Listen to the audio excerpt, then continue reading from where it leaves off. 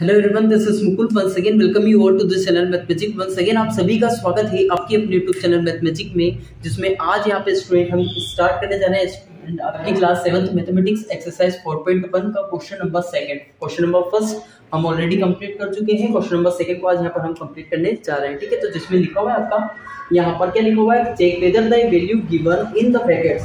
जो यहाँ पर ब्रैकेट्स में आपको वैल्यू दी हुई है, अभी 3 क्वेश्चंस मैंने लिखा हुआ है इसके अंदर, यहाँ पर 6 क्वेश्चन है। ठीक है, तो पहले हम 3 को सोल्व करेंगे फिर 6 को करेंगे। तो यहाँ पर जो ये ब्रैकेट में जो वैल्यू दी हुई है आपको n = 1, n = -2, n = 2, ये जो ब्रैकेट में वैल्यू दी गई है is a solution to the given equation और नॉट, ये इस इक्वेशन का सॉल्यूशन है या नहीं है।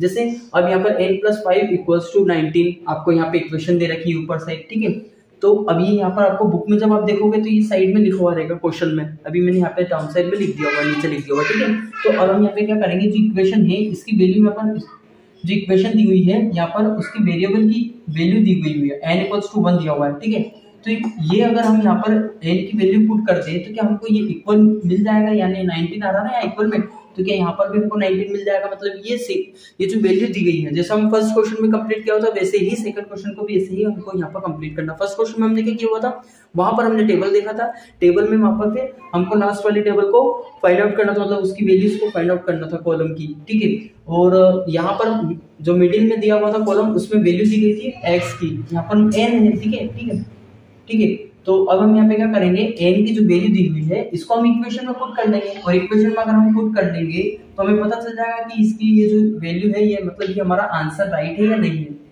ये जो वैल्यू दी गई है ये इसका सॉल्यूशन है या नहीं है। सॉल्यूशन है मतलब ये इसकी वैल्यू करेक्ट है या नहीं है, फिर इनकी कुछ और वैल्यू होनी चाहिए। ऐसा हम यहाँ पर पूरे इस क्वेश्चन को कंप्लीट कर सकते हैं। देखिए फर्स्ट क्वेश्चन जब हम करेंगे तो और ज्यादा अच्छे से समझ में आएगा। जैसे n + 5 = कितना लिखा हुआ है स्टूडेंट, 19 लिखा हुआ है। अब क्वेश्चन में कहा है n = कितना है, 1, तो 1 लिख देंगे हम यहाँ पर। ठीक है, 19। अब यहाँ पर कितना 5 लिखा हुआ है। ठीक है, अब 5 + 1 कितना हो जाएगा, टोटल 6 हो जाएगा। अब मुझे बताओ क्या 19 6 के इक्वल है क्या, तो यहाँ पर नॉट इक्वल है, तो क्या ये इसका सॉल्यूशन बन गया, नहीं बना। तो हम यहाँ पे लिख सकते हैं no n = 1 is not the solution of n + 5 = 19। ये इक्वेशन लिख देंगे पूरी। ठीक है, यहाँ पर ऐसे पूरी इस लाइन को कंप्लीट कर लेंगे। इसके बाद फिर अब हम सेकंड क्वेश्चन पर चलते हैं। यहाँ पे लिखा हुआ है 7n + 5 = कितना लिखा हुआ है, 19 लिखा हुआ है। ठीक है स्टूडेंट, 19 लिखा हुआ है। ठीक है स्टूडेंट, यहाँ पर जो हम यहाँ पे सॉल्व करेंगे तो सॉल्व करने के साथ में फिर अब यहाँ पे कितना लिखा हुआ है, n = -2 दिया हुआ है। अब यहाँ पर n की वैल्यू -2 दी हुई है। पहले जब हमने किया होता है एक क्वेश्चन में उसमें n की वैल्यू 1 थी, तो यहाँ पर -2 जब हम पुट करेंगे तो कितना हो जाएगा, -2 + 5 = 19। ठीक है, इतना आया स्टूडेंट समझ में। अब यहाँ पर 7 × 2 कितना हो जाएगा, 14, साथ में माइनस भी तो माइनस लगा देंगे। ठीक है, और यहाँ पर +5 ऑलरेडी दिया हुआ है। अब क्या करेंगे, इनको प्लस कर लेंगे। ठीक है, प्लस कर लेंगे मतलब इनको सोल्व कर लेंगे। अब -14 और +5 कितना हो जाएगा, -9 हो जाएगा।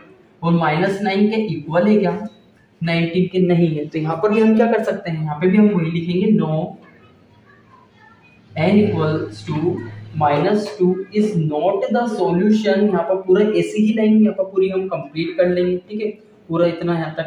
अब सी क्वेश्चन में दिया हुआ है यहाँ पर 7n + 5 = 19। ठीक है, ये इक्वेशन दे रखी है आपको और n की वैल्यू दे रखी है। तो n की वैल्यू कितनी दी हुई है, 2।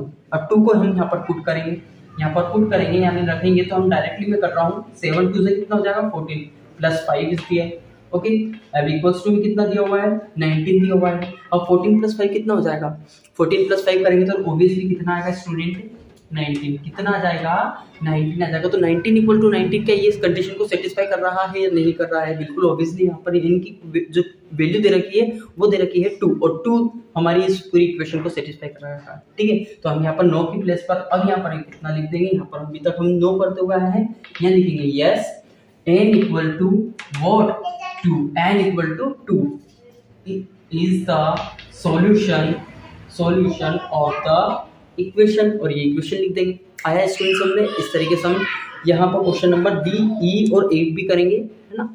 तो आइए चलिए देखते हैं उनका किस तरीके से हम सोल्व कर सकते हैं। आइए स्टूडेंट यहाँ पर हम सोल्व करते हैं डी, ई और एफ क्वेश्चन को भी, ठीक है। तो यहाँ पर डी क्वेश्चन में क्या लिखा हुआ है 4p - 3 = 13, पी की वैल्यू यहाँ पर दी हुई है, जिसको हमको यहाँ पर पुट करना है, ठीक है। तो यहाँ पर हम जब पुट करेंगे तो p = 1 रखना है, ठीक है। देन 13, तो 4 1 4 हो जाएगा और -3 पहले से ही है, 13 यहाँ पर हम लिख देंगे। 4 - 3 कितना हो जाएगा टोटल 1, और 1 क्योंकि 1 13 के इक्वल नहीं होता है, यहाँ पर हम लिख सकते हैं नॉट इक्वल्स टू, कितना लिख सकते हैं student, 1 is not equals to 13। तो यहाँ पर हमको इसके लिए एक स्टेटमेंट लिखना होगा, know the value of N, या फिर जैसा मैंने पहले लिखा हुआ है वैसे आप आंसर तो कंप्लीट, ठीक है। No the value of p = 1 is not the solution, ठीक है, it's not the solution of this equation. इतना पूरा कंप्लीट कर सकते हो, ठीक है। जैसे यहाँ पर हमने ए क्वेश्चन में कंप्लीट किया था, और अब यहाँ पर हम सोल्व करते हैं ई क्वेश्चन, ठीक है। ई क्वेश्चन में हमको p की वैल्यू -4 रखना है, तो -4 अगर हमने रखी यहाँ पर वैल्यू तो कितना आ जाएगा टोटल हो जाएगा हमारा यहाँ पर 4 4 = 16 -3 = 13, देन माइनस प्लस हो जाएगा, देन यहाँ पर टोटल आ जाएगा हमारा -19 = 13 के इक्वल तो क्या नहीं है, वापस यही लाइन हम यहाँ पर लिख सकते हैं। फिर एफ वाला क्वेश्चन कैसे कंप्लीट करना है, एफ में यहाँ पर p की वैल्यू 0 रखना है।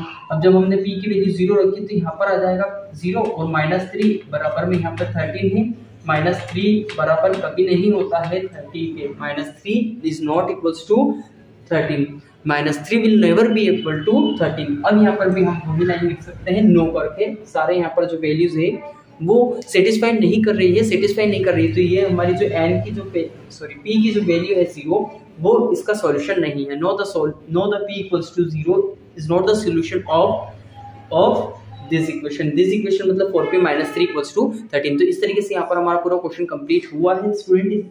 अब इस क्वेश्चन में अगर आपको किसी भी तरीके का कोई डाउट, क्वेश्चन, क्वेरीज आपके माइंड में हो तो you can just type the doubt, okay, through the text के थ्रू आप यहाँ पर अपने डाउट को शेयर कर सकते हो। कहाँ पर आपको डाउट लिखने हैं, कमेंट सेक्शन में, okay. So you have to write, and the other thing is that if you have not subscribe, अगर आप नए हो चैनल पर और अगर आपने सब्सक्राइब नहीं किया है चैनल, तो you sure about that you subscribe the channel and also press the bell icon, okay. So now meet you in the next video.